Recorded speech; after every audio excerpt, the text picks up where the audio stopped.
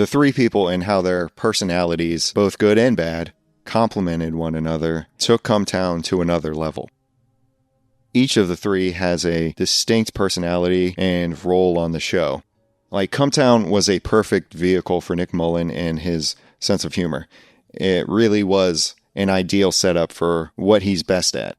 Not too much structure. He needs to dominate the conversation, and he needs to be egged on because he will often bail out of a funny premise too soon if no one like pushes him to keep going with it.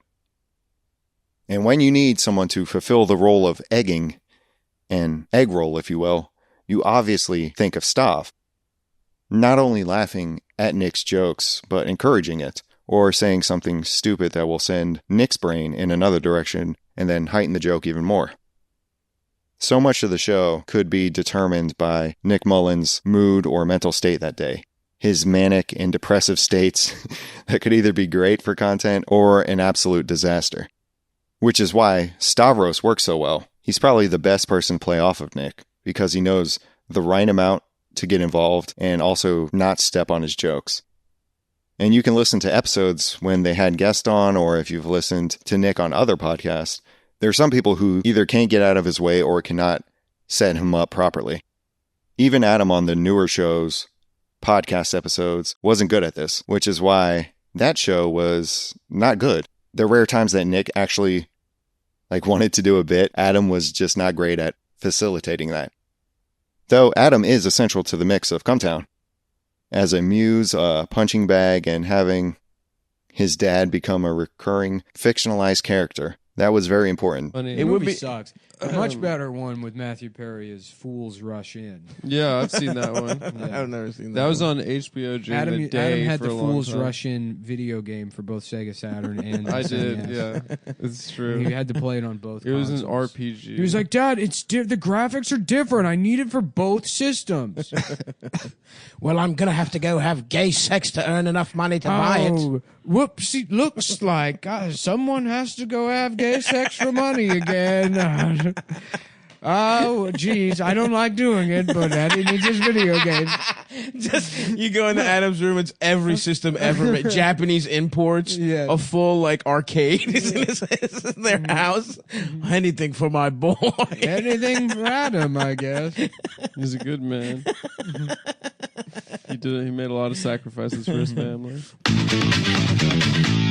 He seems, on some level, to be the most psychologically stable one of the bunch.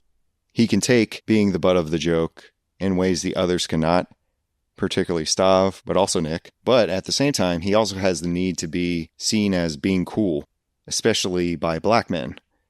And he's also a compulsive liar about inconsequential things.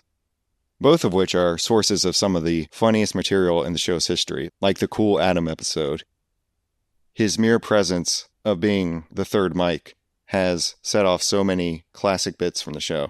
But I want to run a clip here where he actually made the funny joke and finally got Nick for once.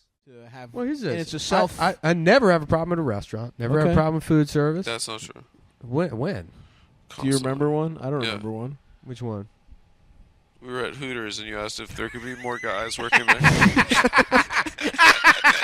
That is true. I'm remembering that now. You Well, do that at every Hooters. Men with You didn't say that when we were at Hooters. You threw a fucking tantrum, bro. You were You threw a crying. tantrum. You were on the floor. Where are the You're like, why aren't there guys working here? But they just they're wearing pants where the top of the dick is coming out. yeah. Just the shaft. Yeah. You can't see glands. Yeah. But hold on, this will I eat thought up. this place was called This Balls. will eat up plenty of time. It's just an owl with nuts. You see the Hooters dick? logo. It's still there's an owl, but the logo's moved down to his nuts. That's so good. Hooters for gay guys. Dude, that's awesome. That's awesome. But that was a Twitter account, wasn't it? Gay Hooters. Maybe. They did that. perhaps. Yeah, that's probably Adam saw that for sure. No, I didn't. We have to- He's just telling a story. I'm just of what telling you a story did. about when we were at Hooters trying to have a sexy time with girls. Yeah, me and Adam were about to close. I'm with into these that. hot chicks. I was negging the target heavy. Yeah, Adam had his Air Pilot glasses on. I was He had like, his top hat. I was like, you work here? What are you, fucking poor? What are you poor with Did you get fat molested? molested. You probably got molested. Adam huh, bitch? had his aviators on because he just came off shooting his movie Top Gun, which is about a man that gets forced to suck dick at gunpoint. No, that's not true. Yeah, and Yeah. he plays call sign victim. That is That's true. it. Yeah, That's his but I'm the character's top. No. Yeah, it's a guy No, who no, gets no, you no. give no, top a guy, at gunpoint. no, You a give guy, top. no, a guy gets And that audience had forced a, audience to had a fuck problem another with guy that. in the ass as the top. No, No. no Yeah, chance. it's true. No, With a gun. Nope, No. no chance. Didn't happen. Anyways, this will be a nice cruise off. Verizon owns I love all it. the copper. in I the love United it. States. A lot of the show's popularity, or at least the popular narrative as it goes, is the so-called friendship simulator aspect of it. The idealized notion that you're hanging out with your friends from school, or more specifically for a lot of people, their, quote, best friend Nick, and making fun of things for an hour twice per week. Listening to it all, you get to know so much of their psychological tics and just a bunch of stories from their personal lives. It creates a weird dynamic, but also why the show can be so great to listen to. The jokes are formulaic, but it has an authentic vibe because nothing about the show is polished. It's also what gives the show any sense of continuity. The episodes can sort of be categorized into different eras. So you had the cocaine episodes, Nick's mental breakdown episodes, Stav's different weight loss solution episodes every year, like becoming the 10,000 step bastard, or when he broke his foot. You had the cabin trips, the soundboard era. You get these different sides of these three people in these snapshots. It's funny, but there's often very little of substance being said. Anyways, we got new gear, so we can do this. I'm used to that noise. No, you're not. No, you're not, bitch. Yeah. No, you're not. We spent $6,000. We need a wrong. We need a wrong. And a buzz. Your dick. Silence! We got that one. That was fun.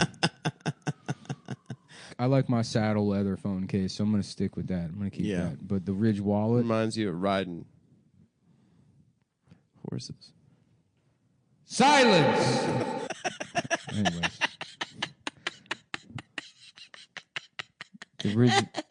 My Ridge wallet Keep going. has Just been keep good. going. Just continue. It's been good. You don't have to laugh that hard. Stop. It's not that. The silence is so good. It dude. is really The funny. silence drop is so good. I admit it.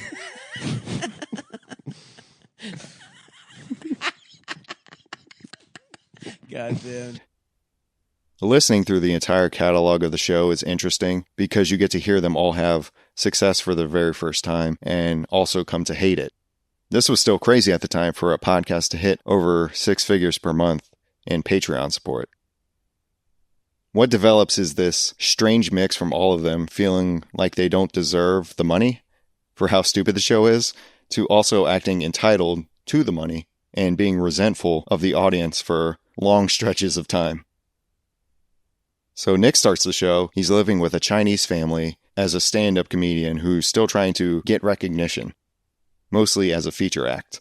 We learn throughout the show that he's a high school dropout. He had a string of shitty jobs like GameStop, call centers, and I think he was also driving trucks around as some kind of delivery guy during early episodes of the show. He spent most of his 20s as a drunk, and now he gets a ton of recognition through this dumb but incredibly unique podcast instead of stand-up comedy or writing for TV shows. On the one hand, you're doing funnier bits than anything that's on TV. You've created classic characters and material that's always being replayed up to this day, while on the other hand, you're just stuck creatively, bounded by the same exact format that you like backed yourself into. It's easy to see why the show burned out even before they officially stopped creating new episodes.